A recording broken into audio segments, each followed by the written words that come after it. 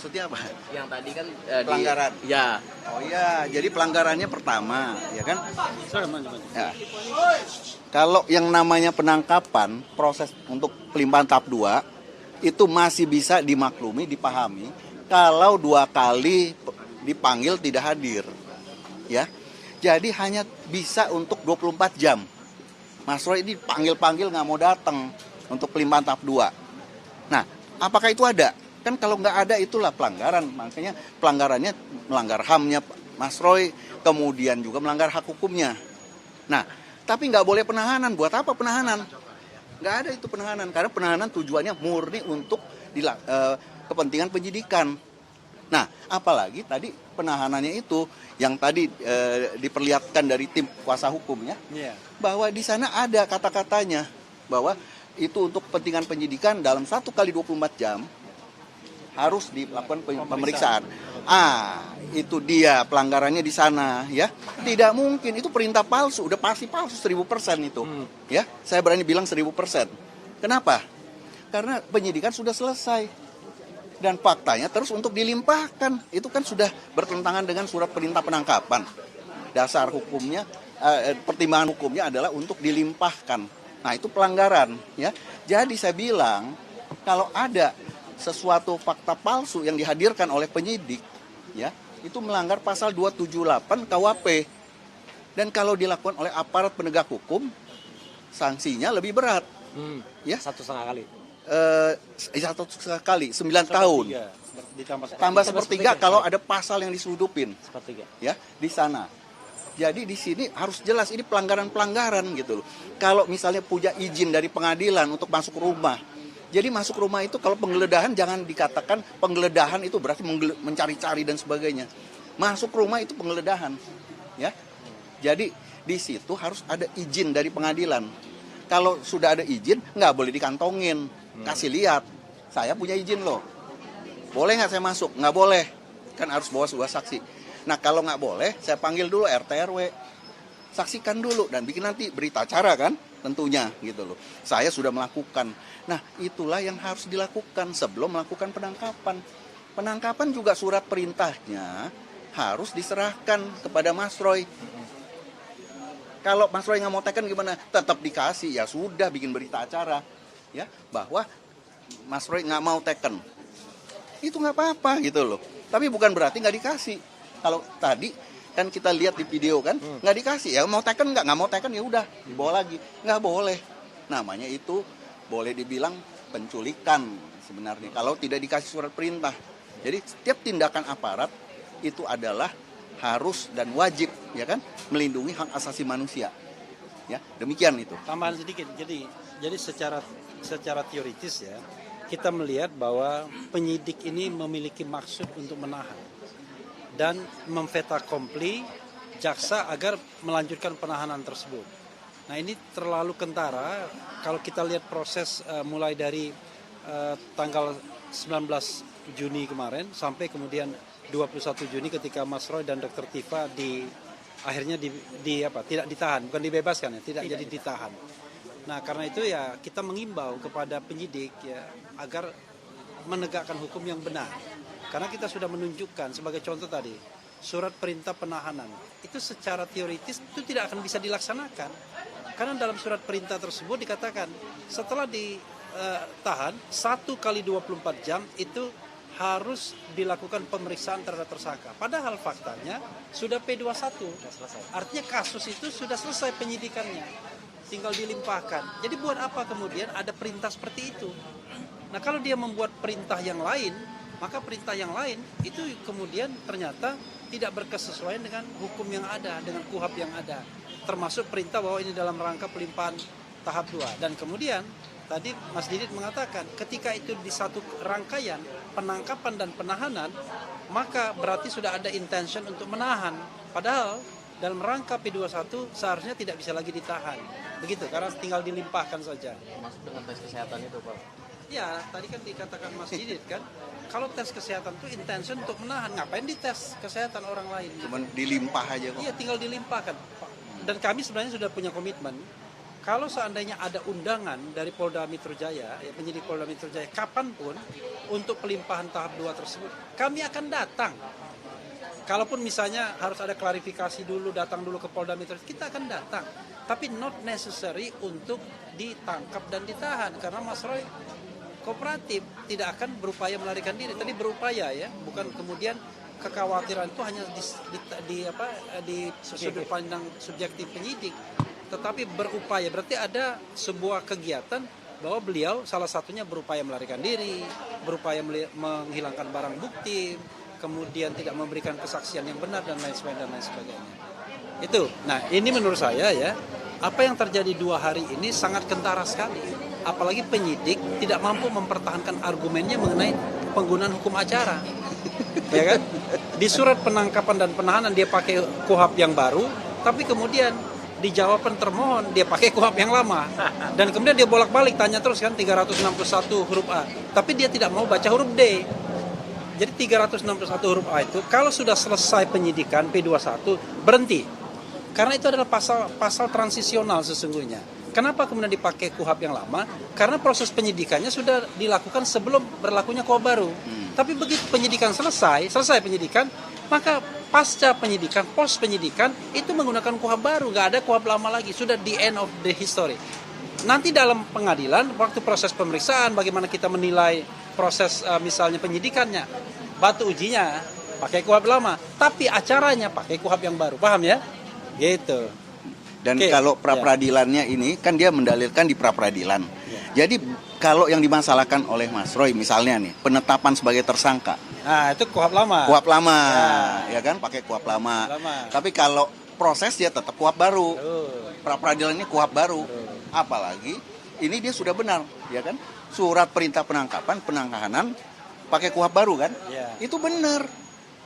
Gitu, yang salah dalilnya gitu. Nah, itu jadinya. Oke, ada pertanyaan lagi. Ada tambahan, Mas Gafur? Tambahan dari saya ya. Ya, maju aja. Jadi para rekan-rekan media tadi sudah jelas berdasarkan fakta persidangan tidak pernah ada surat pemanggilan kepada pemohon ya yang ditentukan dalam pasal 97 KUHP yang baru yang tadi sudah dijelaskan oleh ahli bahwa sebelum dilakukan upaya paksa penangkapan maka harus dulu didahului dengan surat pemanggilan yang sah dan patut.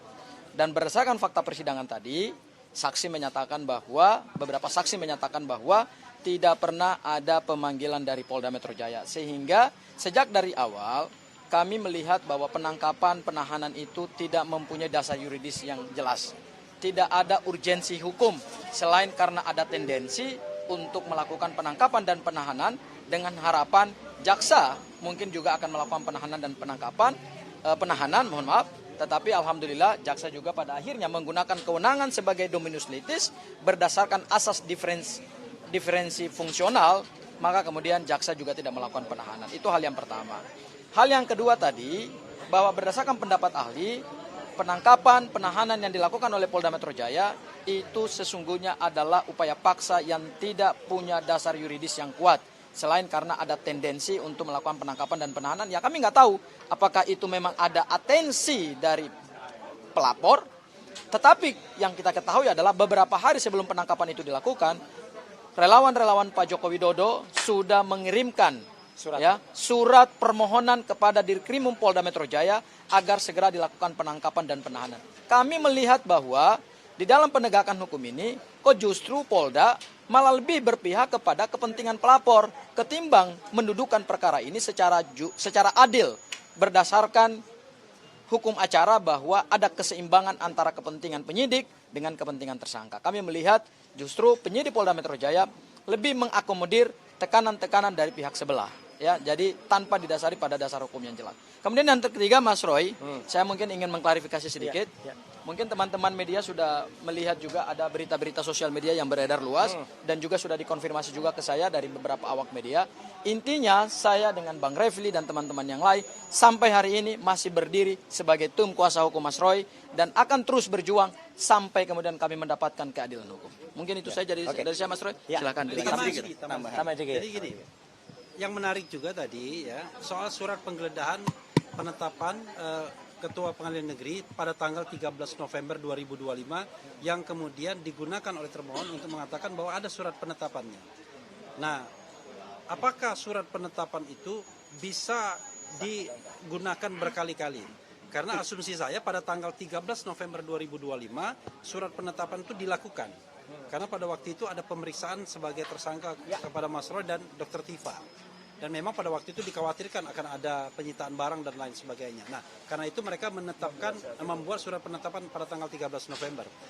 Tetapi ketika mereka melakukan penggeledahan lalu penangkapan pada tanggal 19 Juni, ternyata surat yang dipakai itu tetap surat yang sama, 13 November 2025. Surat tahun lalu. Tidak ditunjukkan tapi iya. Ya kan masalahnya. Tetapi di dalam jawaban termohon ada seperti itu. Nah, tadi menurut Mas Didi nggak bisa surat lama dipakai berkali-kali, harusnya surat memang dimaksudkan Satu untuk aja, melakukan kegiatan tanggal 19 Juni itu. Silakan Mas Didi ditambahkan sedikit. Ya, jadi gini, makanya saya bilang ini melengkapi jawabannya Bung Gafur. Itu tindakan seperti ini itu adalah bentuk terlepas ada campur tangan orang lain apa tidak, ini adalah penyeludupan hukum, ya. Jadi, nah mereka tidak bersiap, mereka tidak minta izin ke pengadilan. Nah kalau pakai tahun lalu, ya sekalian aja 5 tahun yang lalu pakai, boleh aja kalau begitu ya kan? Itu kan nggak boleh, ya. Jadi penetapan, apalagi di KUHP baru, namanya izin penggeledahan itu harus menyebutkan lokasi, kapan, alasannya, untuk apa, dan sebagainya. Itu harus disebutkan gitu loh. Nah, tindakan dia, karena sudah selesai P21, dia harus ya kan menggunakan KUHP baru. Jadi surat perintah penangkapan, surat perintah penahanan, Dasar hukumnya benar. harus sudah benar. Penggeledahannya pun harus pakai yang KUHP baru. Tapi kalau saya menggarisbawahi, penahanan ini benar-benar rekayasa. Nggak boleh. Ya. Gitu. Penahanan. Penangkapan kalau dua kali dipanggil untuk diserahkan. Kalau berarti surat penggeledahannya tidak sah dong? Karena Tidak sah. Karena Eh, 13 sah, masih bisa. penggeledahan. Penggeledahan kalau tahun Karena- lalu nggak bisa. Karena 13 November 2025 itu belum KUHP baru. Nggak bisa. Nggak bisa. Dan walaupun KUHP-nya tidak berubah, tidak bisa juga. Iya. Gitu loh. Tidak boleh. Apalagi kalau berubah ya. Betul. Apalagi berubah ya. Jadi cacat formil dan material ya. Nah, itu makanya ini menjadi ketidakpastian hukum di sini. Ya. Itu Oke, sebenarnya. Cukup. Mas Roy. Oke, Mas Roy, terakhir yang ingin saya tambahkan, tadi dasar-dasar hukumnya sudah jelas ya. Jadi saya ingin sampaikan fakta-faktanya. Jadi sebenarnya seminggu tepat pada saat sebelum terjadi peristiwa tanggal 19 Juni itu, terus terang, saya katakan terus terang, tanggal 15 ya, hari Seninnya, itu saya selalu, mulai minggu itu saya selalu menanyakan kepada rumah, ada surat nggak? Karena apa teman-teman? Teman-teman ingat, ya, selama ini yang disebut P21 itu adalah statement tanggal 2 Juni. Ketika waktu itu para termul itu mengatakan, menanyakan dan juga sudah kemudian ada statement dari Dirkrimum Polda Metro Jaya. Pak Iman Imanuddin waktu itu mengatakan sudah ada komunikasi tapi lesan dan gak ada tunjukan P21. Maka kami waktu itu pun mempertanyakan mana P21-nya. Walhasil ternyata P21-nya itu sudah ditetapkan tanggal 30 April. Itu sebenarnya pertanyaan lagi. Karena berarti peristiwa yang terjadi kemarin itu pelimpahannya itu sudah P21 tambah lebih dari 14 hari. Jadi sudah 1,5 bulan dari tanggal 30 April. Itu sebenarnya menjadi pertanyaan juga. Nanti mungkin itu ada dalam hal yang lain ya, bukan pra-peradilan ini. Yang kedua adalah, jadi selama seminggu itu selalu hari Senin saya cek di rumah, nggak ada. Berarti saya waktu itu berpikir harusnya surat itu maksimal hari Senin itu. Karena hari Senin itu sudah tanggal 15. 12 tambah 14 harusnya 16 kan besok. Tanggal 16-nya tidak mungkin ada surat karena itulah tahun baru Muharram ya. Rabu itulah tanggal 17 itu benar-benar saya yakin kalau ada surat harus hari itu. Maka ketika tanggal 17 hari Rabu itu nggak ada surat, ya sudah, nggak boleh ada pemanggilan atau nggak boleh ada upaya apapun untuk kalau P21-nya dikatakan tanggal 2 Juni. Jadi makanya hari Kamisnya tanggal 18 saya keluar kota gitu dan nggak ada soal. Karena apa? Oh ya, hari Senin tanggal 16 itu saya melakukan wajib lapor. Dan ketika saya wajib lapor, saya sempat di situ ada banyak petugas. Dan saya sempat menanyakan, nih, kapan nih pelimpahan ini? Mereka senyum-senyum, mereka nggak ada yang menjawab. Tapi mereka senyum, artinya kalau sebenarnya ada rencana pada hari Jumat itu akan ada pelimpahan, ya sebaiknya mereka tanyakan, Pak siap-siap aja ya dalam 1-2 hari ini ada pelimpahan. Itu jauh lebih bagus, lebih sopan Dan itu patut dan layak. Andai kata waktu itu akan dilakukan surat. Jadi faktanya sampai dengan Kamis tidak ada surat sama sekali. Sehingga ketika saya ke Bandung itu ya udah saya berangkat dengan tenang, nggak ada surat. Saya baru pulang dari Bandung jam 2 pagi. Peristiwanya seperti yang sudah sering saya ceritakan. Ya, jadi pagi hari tiba-tiba tadi. Nah, ada tadi beberapa pertanyaan. Yang ketiga, kenapa CCTV nggak ditampilkan? Saya kemarin sempat melihat beberapa CCTV. Justru akan menimbulkan pertanyaan karena di CCTV itu nggak ada suaranya. Ya, CCTV rumah saya nggak ada suaranya. Jadi lebih baik yang tadi yang ada suaranya jelas itu. Suara istri saya menyatakan tidak sah, ini ilegal. Kemudian terdengar juga, ya, borgol terdengar kalimat itu. Ya, dan terlihat dengan sangat jelas bagaimana suasana kamar tidur ketika keluar pertama kali. Dan memang itu terus ada suaranya. Dan dari rekaman tadi ada 3 potong rekaman, ya 2 potong itu rekaman di rumah saya, 1 potong rekaman di rumah sakit. Itu clear betul. Dilakukan memang oleh orang yang berada di situ dan suaranya masuk. Dan terlihat jelas juga Pak di rumah. Tidak ada petugas RT ataupun RW. Dan saya sudah punya buktinya juga. Bahwa sore hari tanggal 19, istri saya sudah langsung komunikasi dengan Pak RT. Ya, gitu. Itu sebenarnya mau kita akan jadi bukti juga nanti bahwa tidak ada komunikasi antara RT dengan petugas yang datang ke rumah. Jadi sama sekali padahal itu pelanggaran. Dan jelas tadi yang dikatakan oleh driver saya, ya, dia itu memang pertanyaan menjebak tadi dari termohon, gitu. Yang Anda membuka pintu enggak, gitu. Ya memang dia membuka, dia buka. Terus dengar nggak? Memencet bel terus berkali-kali. Jadi itu memencet bel terus berkali-kali itu membuat terpaksa membuka gerbang, ya terpaksa membuka gerbang.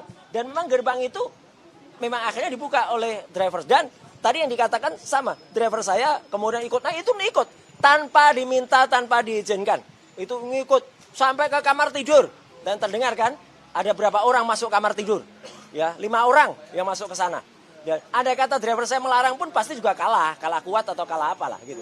Dan terlihat tidak ada sama sekali bukti bahwa surat itu dibuka, ditunjukkan, nggak ada. Ya, surat itu hanya digini-ginikan aja, ya, ditunjukkan aja. Dan mapnya pun tertutup, nggak ada map yang saya pun tidak melihat itu. Dan terlihat juga kan, teman-teman bisa lihat, istri saya berkomunikasi dengan kuasa hukum, ya, atau komunikasi dengan untuk bertanya, ini gimana? Dia tidak mau menerima, ya, dibuat video call nggak mau. Ya, dia pokoknya terus saja. Jadi itulah banyak sekali pelanggaran-pelanggaran yang terjadi dan itu insya Allah akan kita masukkan dalam kesimpulan, ya, gitu Bu Aya dan juga Pak Gafur, dan itu adalah yang terjadi, ya, seperti itu. Dan saya last but not least, saya ingin mengulangi pernyataan saya, ya, pernyataannya Pak Gafur, ya. Kalau ada berita-berita yang berkembang, dan itu saya tegaskan juga kemarin sore ketika saya bersama dengan Dr. Tifa, ya, insya Allah kami tetap kompak. Kami tetap bersatu. Keberadaan Mas Gafur dan Bu Aya di sini memang atas permintaan saya. Dan pra peradilan ini memang atas permintaan saya. Jadi artinya nanti akan kita clearkan. Kalau ada statement mengatakan pra peradilan ini di luar kuasa hukum Roy Suryo. Tidak. Kuasa hukum saya tetap sama. Tidak ada yang berubah. Kalaupun hanya ada masalah ketidaksepakatan kecil, itu biasa. Tapi yang jelas adalah saya dan Bu Tifa membersamai. Dan sekali lagi, ini petunjuk dari Allah Subhanahu Wa Taala. Ya, sidang besok itu siang. Insya Allah saya akan ke tempat Dokter Tifa dulu. Ya, itu. Ya, karena kita masih sempat jam 9. Meskipun mungkin tidak sampai jauh ya, tapi kan mungkin nggak lama ya, karena ada pembacaan. Jadi makanya teman-teman, jangan ada yang nyalahkan bahwa peristiwa ini nanti akan panjang, ya, akan pendek. Mau pakai kuhap lama, kuhap baru itu nggak masalah. Mau panjang, mau pendek, itu tidak ada masalah sama sekali. Semua itu biar berjalan sesuai dengan hukumnya. Jadi sekali lagi, mau panjang, mau pendek ini, mau panjang,